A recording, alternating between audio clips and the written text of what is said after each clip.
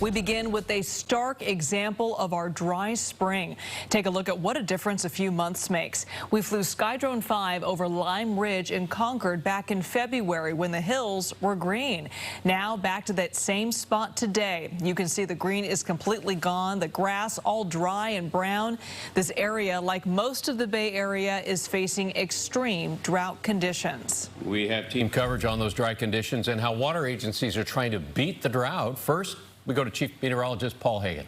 And the recent hot weather inland hasn't helped those dry conditions because it just cooks those fire fuels, the vegetation that dries out so quickly. And temperatures are well above average inland once again today. It's 93 degrees in Fairfield, close to 90 degrees in Concord. Livermore was at 89 degrees, well into the 80s for parts of the North Bay as well. Cooler near the water, but that onshore breeze hasn't pushed any of the moisture or the cooler air farther inland, so relative humidity levels inland are still running in the 15 to 20% range. Anything below 20% increases our fire concerns, but when it's down into the single digits like it was yesterday, that's when we're really on the lookout. So at least it's not quite that low, but it's going to be another dry and very warm day inland tomorrow. Temperatures near average around the bay, but Wednesday's high temperatures farther inland are going to be well into the 80s, a good dozen degrees above normal for early May. But we do have some cooler weather down the line later this week. Unfortunately, no rain, but even the cooler weather will allow humidity levels to climb. We'll talk more about that coming up in just a few minutes. Yeah, cooler will help. All right, Paul, thanks. Drought conditions, of course, mean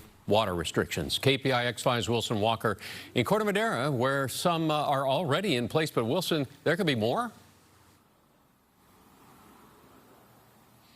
Alan, 50% of Marin County's available drinking water ultimately ends up getting used outside. So can you guess where they are going to target next as they try to navigate this drought?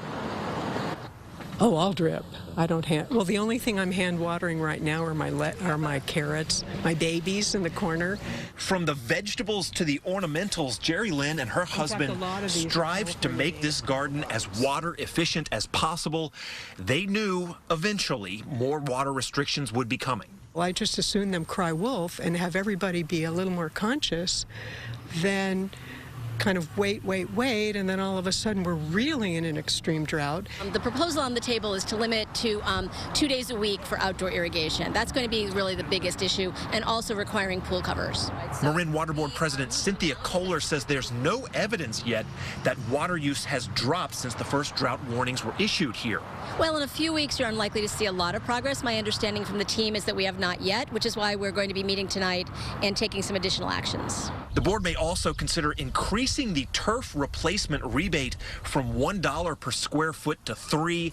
The drought has arrived, and all signs here point to more conservation steps in the months ahead. I've lived here through all the droughts, and it's pretty scary. My friend and I, we hike up in the water district every week. It's scary. It's the lowest I can ever remember. So, Wilson, what exactly would the next steps look like? Do we know? Well, not specifically as far as what the restrictions might be, but we know that at what the numbers do they start to see some movement as far as asking people to cut back? Remember, they've already asked people not to power wash their homes or wash their cars at their homes. Now, there's a group that sort of partners with all of the water, or most of the water agencies across Marin and Sonoma. They, late today, started talking about a 20% voluntary cut from everyone. So, look, more is coming. I just don't think we quite know specifically what it looks like yet, Alan. It's not going to be easy. All right, Wilson, thanks.